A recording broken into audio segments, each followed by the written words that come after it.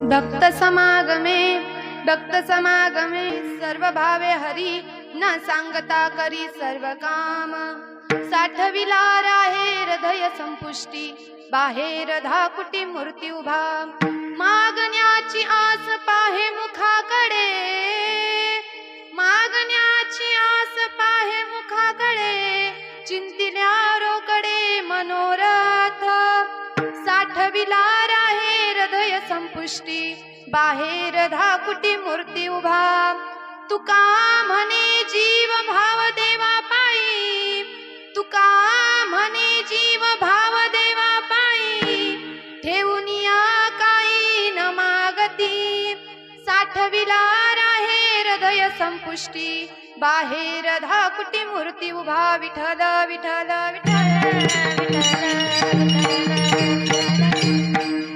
प्रस्तुत प्राप्त प्रसंगी सेवेलागी निवडलेला अभंग संत श्रेष्ठ जगद्गुरु तुकाराम महाराज यांचा भगवंताचं राहण्याचं ठिकाण सांगणारा अभंग सेवेकरता निवडलेला आहे विठ्ठल विठ्ठल तुकाराम महाराज या अभंगामध्ये काय सांगतात तर तुकाराम महाराज या अभंगामध्ये भगवंताचं राहण्याचं ठिकाण सांगतात तुकाराम महाराज म्हणतात भगवंत हा भक्तांच्या समागमात राहतो काय म्हणतात तुकाराम महाराज तर भगवंत हा भक्तांच्या समागमात राहतो मग आपण सप्ताह कशासाठी करतो तर आपल्याला त्यातून काहीतरी घ्यायचंय मग परमार्थ भक्त आपण एवढ्यासाठीच करायचं का हो नाही तर आपल्याला त्या पांडुरंग परमात्म्याने इतका सुंदर असा देह आपल्याला दिलाय मग त्याचं भजन करण्यासाठी त्याचं चिंतन करण्यासाठी आपल्याला हा देह आपल्याला दिलाय तर माऊली म्हणतात हे देहरूपी गाव आहे आणि या देहरूपी गावाला आल्याच्या नंतर आपल्याला भजन करायचंय आपल्याला चिंतन करायचंय मला सांगा बरं दादा आपण व्यापार करत असताना नफाच पाहतो का तोटा पाहतो नफाच पाहतो ना एखादा व्यापार करत असताना आपण त्यात हात राखूनच करतो ना का पैशाची उधळमार करून करतो नाही ना हात राखूनच करतो तसं तर माऊली म्हणतात हे देहरूपी गाव आहे आणि या देहरूपी गावाला आल्याच्या नंतर आपल्याला भजन करायचंय ज्ञानोबा ज्ञानेश्वरी मध्ये म्हणतात या शरीराची या जया लागली या पांडवा तो कार्यार्थ सिद्ध अघावा सांडोनिया एखादा व्यापारी जर व्यापार करीत असेल तर त्यात तो नफाच पाहतो तोटा पाहत नाही तुका म्हणे हित होय तो व्यापार करणारा मंडळी त्यात नफाच पाहतो तोटा पाहत नाही पहा असाच एक व्यापारी होता घोडे विकायचा भाव घोडे विकत असताना त्याच्याकडे 3 घोडे असायचे 3 घोडे तो घोड्यांच्या बाजारामध्ये विकायला जायचा एका घोड्याची किंमत 50,000 दुसऱ्या घोड्याची किंमत 55,000 तिसऱ्या घोड्याची किंमत 1,00,000 ठेवली होती 1,00,000 ठेवली होती तीन घोड्यामधले 2 घोडे विकायचे पण तो 1,00,000चा घोडा काय विकत नव्हता तुम्हाला प्रश्न पडला असेल तो 1,00,000चा घोडा का विकत नव्हता तर तो एक घोडा असा होता की तो व्यापारी म्हणायचा असा एक गुण आहे तो कितीही वेगाने धावू शकतो आणि कितीही उंच डोंगर असू द्या चढू शकतो त्या बाजारामध्ये 2 चोर खूपच हुशार होते दादा ते 2 चोर असे होते ते 2 चोर म्हणले काय भानगड असं नेमकं या घोड्यामध्ये काय भानगड असं नेमकं या घोड्यामध्ये हा व्यापारी नेमका विकत नाही आणि काहीच करीत नाही ते व्यापारी म्हणले चला ते चोर म्हणले चला तर त्या व्यापाऱ्याला जाऊन विचारू ते त्या व्यापाऱ्याकडे गेले आणि म्हणाले का हो दादा हा तुम्ही घोडा विकतच नाही काय भानगड आहे नेमकं काय विशेषता आहे या घोड्यात ते म्हणले अहो ह्या घोड्याच्या जर मनात आलं ना कितीही वेगाने पळतो आणि कितीही उंच डोंगर असू द्या तो चढू शकतो ते म्हणले असंच असेल ना आम्ही 1,00,000चे काय 1.5 लाख रुपये तुम्हाला देतो पण आम्हाला अगोदर कळलं पाहिजे हा किती वेगाने पळतो किती उंच डोंगर चढतो ते व्यापारी तर जोशात म्हणाला अहो 2 किलोमीटर काय 4 किलोमीटर फिरायला न्या पण हा घोडा नंबर 1च निघणार आता मला सांगा बरं त्याने घोडा कोणाच्या हातात दिला चोराच्या हाती दिला तो परत येईल का नाही येणार मग तसं तुकोबाराय म्हणतात आपला देह सुद्धा कोणत्याच व्यसनाच्या आहारी सहजासहजी जाऊ देऊ नका हा देह आपल्यासाठी खूप अनमोल आहे मला सांगा दादा तुमच्यापाशी 2 व्हीलर गाडी असेल 1-1.5 लाख रुपयाची तर सहज असू शकते तुम्हाला गावाला जायचंय तुम्हाला गावाला जायचंय आणि तुमच्या गाडीतलं पेट्रोल संपलं पण तुम्हाला अर्जंट मध्ये गावाला जायचंय तुमच्या गावात पेट्रोल भेटत नाही डिझेल भेटतं मला सांगा बरं तुम्ही पेट्रोल सोडून डिझेल टाकताल का त्या गाडीमध्ये तर का नाही टाकणार तर कारण त्या गाडीचं इंजिन खराब होईल. मग तसं या कोट्याधी रुपयाचं शरीर आहे आणि त्या कोट्याधी रुपयाच्या शरीरात आपण 50 आणि 60 रुपयाची दारूची बॉटली टाकून या कोट्याधी रुपये शरीरामधलं आपण इंजिन खराब करतोय. अहो हा मनुष्य जन्म खूप अनमोल आहे. मनुष्य जन्म अनमोल रे ओ मिट्टी में न रोड रे, अब जो मिला है फिर ना मिलेगा, कभी नहीं कभी नहीं कभी नहीं रे, अब जो मिला है फिर ना मिलेगा, कभी नहीं कभी नहीं कभी नहीं रे. आता जो भेटलाय ना तो नंतर भेटणार नाही. मग त्या देवाने आपल्याला कशासाठी दिलाय, कशासाठी हा दिलाय? दिला देह भजन गमटा, देवे दिला देह भजन गमटा, देवे दिला देह भजन गोमाता, देवे दिला देह भजन गोमाता, देवे दिला देह भजन गमटा, देवे दिला देह भजन गमटा, देवे दिला देह भजन गोमाता, देवे दिला देह भजन गोमाता. तोया झाला काटा बादी घेता, तोया झाला काटा बादी घेता, तोया झाला काटा, तोया झाला काटा बादी घेता, देह दिला देह भजन गमाता, देवे दिला देह भजन गमाता. देवे दिला देह भजन गोमाता, देवे दिला देह भजन गोमाता. त्या देवाने तर आपल्याला हा देह कशासाठी दिलाय तर भजनासाठी दिलाय. चांगला दिलाय, गोमटा दिलाय, सुंदर दिलाय. मग त्या देवाला आपण आवडेल असंच काहीतरी करू ना. अहो त्या विचार जर केला ना त्या देवाचे काय किती उपकार आहेत हो आपल्यावर. एका एका इंद्रियाची किंमत कोट्याधी रुपयाने आहे. अहो दिले इंद्रिय हात पाय कान, डोळामुखी बोलाया वचन. अहो किती उपकार आहेत त्या देवाचे. आपल्याला इंद्रिय दिले त्याने, कोट्याधी रुपयाचे दिलेत, किती उपकार म्हणाव. मग त्या देवाला आपण आवडेल असंच काहीतरी करू ना. मग त्या देवाला काय आवडतं तर त्याचं नामस्मरण करणारे भक्त त्याला खूप आवडतात.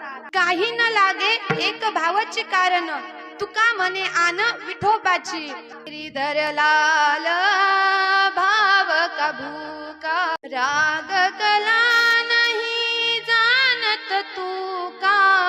गिरिधर लाल भाव का भूका. अवत्र न कळे दिवस न कळे, अंगी खेळ दैवत है.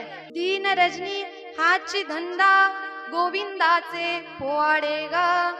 ज्या भक्ताला रात्रही कळत नाही, दिवसही कळत नाही, अहो सतत भगवंताच्या शोधात असतात, सतत भगवंताच्या नामस्मरणात असतात, असे भक्त कोण तर नारद महर्षी पहा, सतत भगवंताच्या शोधात असतात. नारायण नारायण श्रीमद नारायण नारायण नारायण नारायण नारायण नारायण नारायण नारायण नारायण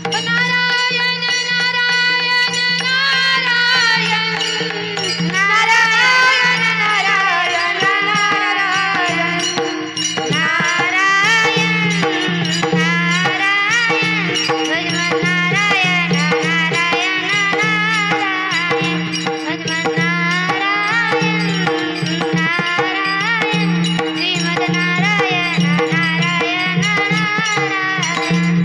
पण तुकोबाराय काय म्हणतात, अहो भगवंताला शोधत बसूस तर कोठे नका शोधू करा हरी कथा.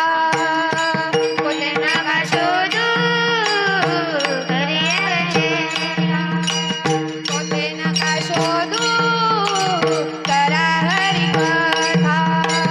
कुठे नका शोधू हरी हरी कथा. ते देवचित्ता सापडले, ते देवचित्ता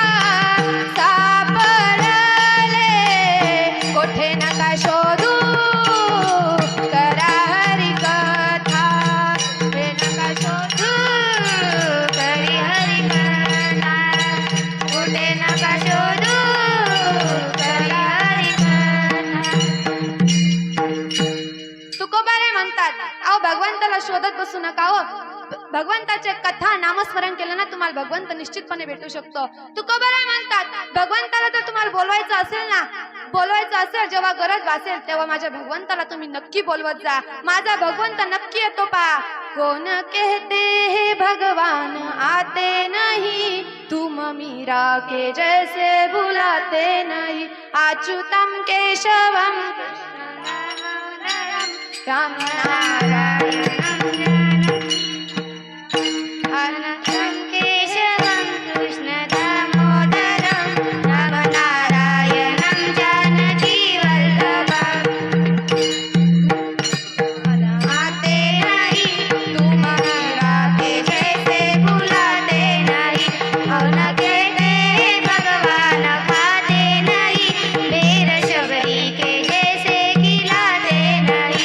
अच्युतं केशवं कृष्णदामोदरं रामनारायणं जानकीवल्लभं.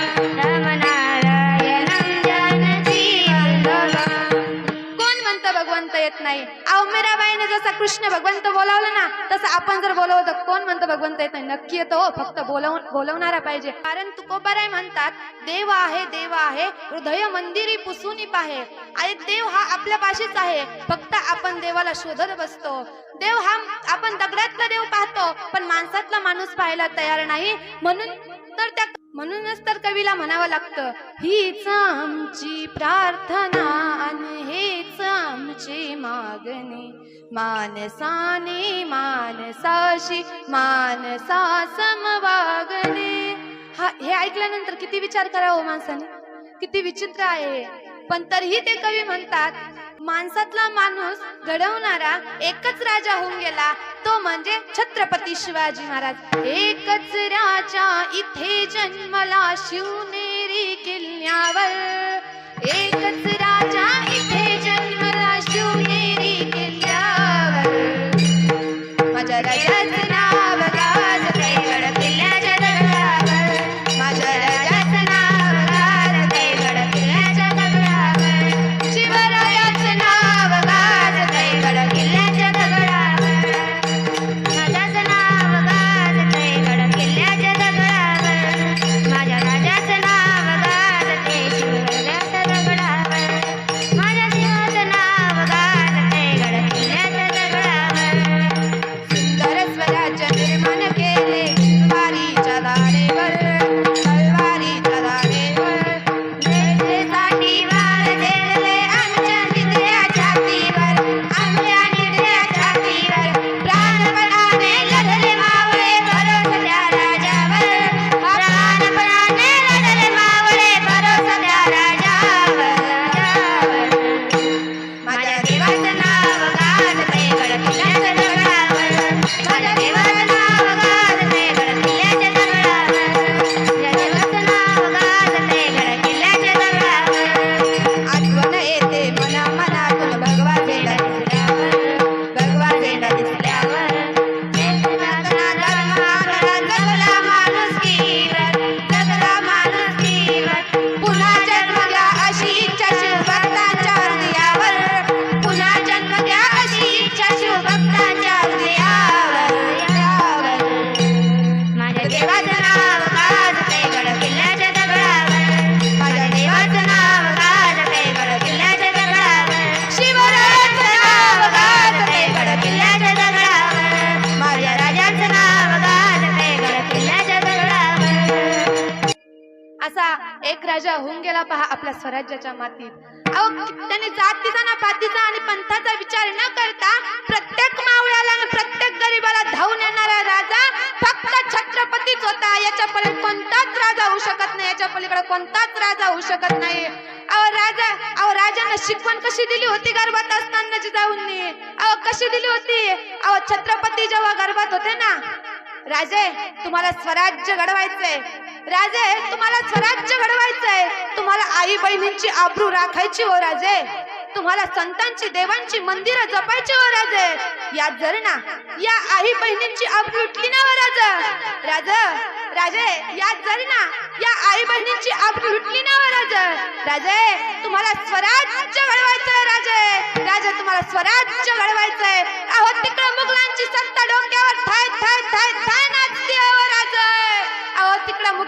सत्ता डोक्यावर थाय थाय नाचती हो राजे. राजे तुम्हाला स्वराज्य घडवायचंय राजे. राजे तुम्हाला स्वराज्य घडवायचंय. हे संस्कार कुणी दिले तर त्या मासाहेबांनी दिले. मग त्या मासाहेबांचं सुद्धा आज गौरवाने नाव घेतलं पाहिजे. धन्य धन्य थोर आई शिवरायाची जिजाई. धन्य धन्य थोर आई शिवरायाची जिजाई. आज पूजितो महाराष्ट्र सारा. आज पूजितो महाराष्ट्र सारा. मुजरा मानाचा मानाचा मानाचा जिजाईला. मुजरा मानाचा मानाचा मानाचा जिजाईला. मुजरा मानाचा मानाचा मानाचा जिजाईला. होती मुघलांची सत्यात वेळी दिन दुबळ्याला नव्हता वाली. होती मुघलांची सत्यात वेळी दुबळ्याला नव्हता वाली. होती मुघलांची सत्ता त्या वेळी तीन दुबळ्यांना नव्हता हो वाली. होती मुघलांची सत्ता त्या वेळी तीन दुबळ्यांना नव्हता हो वाली. म्हणजे जिजाऊचा कंठ कधी होईल आता म्हणजे जिजाऊचा कंठ कधी होईल. केली विनंती शिवाईला.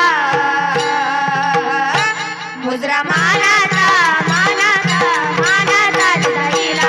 मुजरा मानाचा मानाचा मानाचा जिजाईला. मुजरा मानाचा मानाचा मानाचा जिजाईला. मुजरा मानाचा मानाचा मानाचा जिजाईला. मुजरा मानाचा मानाचा मानाचा जिजाईला. जिजाईला जिजाईला. अशा त्या जिजाईंचा गौरव आज केला पहा आपण. अहो त्या जिजाईने कसे संस्कार केले. अवघ्या 2 वर्षाचे छत्रपती होते. गावात तमाशाचा तंबू आला होता. छत्रपतींनी विचारावं आई साहेब हे काय. आई साहेबांनी उत्तर द्यावं राजे तुम्हाला स्वराज्य घडवायचंय. राजे तुम्हाला राजा व्हायचंय. बाया नाचवणारा नाही तर बाया वाचवणारा राजा व्हायचंय. ओ राजे तुम्हाला बाया नाचवणारा नाही तर बाया वाचवणारा राजा व्हायचंय. असे संस्कार माझ्या आई साहेबांनी दिले. असे संस्कार द्यावे. आणि असे पुत्र जर तुम्हाला पोटाला यायचे असेल ना महिला मंडळ एक वाक्य घरी घेऊन जा माझं. रामकृष्ण हरी नामाचा उच्चार. रामकृष्ण हरी नामाचा उच्चार असू द्या तुमच्या ओठाला. अरे गर्भात लेकरू असताना ज्ञानेश्वरी गाथा लागू द्या तुमच्या बोटाला. अरे नक्कीच येतील ज्ञानोबा तुकोबा छत्रपती तुमच्या पोटाला. अरे नक्कीच येतील ज्ञानोबा तुकोबा छत्रपती तुमच्या पोटाला. अरे का नाही येणार आपल्या हे पोटाला. आपण म्हणतो छाजे तुम्ही पुन्हा जन्माला या पण आमच्या घरात नाही शेजाऱ्याच्या घरात या. अहो आपले विचार सुद्धा इतके हलकट आहे की आपण आपल्या घरात नाही तर दुसऱ्या घरात जन्माला यावे. अरे मी तर म्हणेन आता छत्रपती जन्माला येणार नाही तर छत्रपतींना आपल्याला घडवावं लागेल. याच्याशिवाय आपल्या छत्रपती जन्माला येणार नाही. छत्रपती आपल्याला घडवावं लागतील. आणि कसा मावळा असावा पुरावा. आव्हानू नका फक्त हातभर झेंडे मुठभर दांडे पुढे शिवराय पाठीमागे शिवराय आव्हान नका. काही फायदा नाही. अहो जोपर्यंत तुमच्या मुखात छत्रपतींचं नाव आहे ना. अरे जोपर्यंत तुमच्या मुखात छत्रपतींचं नाव आहे ना. अरे तोपर्यंत तुमच्या मुखात सुपारीचा कण सुद्धा नसला पाहिजे. तर लायकी आहे माझ्या राजाचं नाव घ्यायची नाही तर लायकी नाही माझ्या राजाचं नाव घ्यायची. खुशाल दारू पिऊन गुटखे खाऊन शिवाजी महाराज फिरायचे याचा काही अर्थ आहे का बरं. छत्रपतींचं नाव कसं घ्यावं. आणि छत्रपतींचे तुम्ही गड किल्ल्यावर पाहायला जातात ना त्याच्यावर खुशाल दारू पिऊन गुटखा खाऊन त्या गड किल्ल्यावर पाहायला जातात आणि त्याच्यावर नाव टाकतात सुशील वसे सुशीला. घाल तिला चुलीला. काही गरज नाही. अहो त्या छत्रपतींनी एवढे गड किल्ले जिंकले पण स्वतःचं नाव टाकलं का हो. नाही टाकलं. मग आपण फक्त पाहायलाच जातो ना आपलं नाव टाकून येतो. आपण आपला असा मावळा नसावा. आत्ताचे मावळे नाही आत्ताचे डोम कावळे. मावळा कसा असावा. अहो एका लढाईत एका मावळ्याचा हात तुटावा. हात तुटल्याच्या नंतर तो मावळा घरी जावा आणि घरी गेल्यानंतर छत्रपती त्याला भेटण्यास गेल्यानंतर त्या मावळ्याने झोपल्याच्या दाराशी त्या छत्रपतींना पाहावं. आणि छत्रपतींना पाहताच त्या मावळ्याच्या डोळ्यात अश्रू यावे. तो मावळा ढस रडतो. तो मावळा छत्रपतींनी विचारलं अरे ए वेड्या हात गेला म्हणून रडतोस. त्या मावळ्यांनी उत्तर द्यावं राजा हात गेला म्हणून रडणाऱ्यातला म्या नाही हो राजा. हात गेला म्हणून रडणाऱ्यातला म्या नाही हो राजा. अहो राजा माझ्या या गरीबाच्या झोपडीत स्वराज्याचा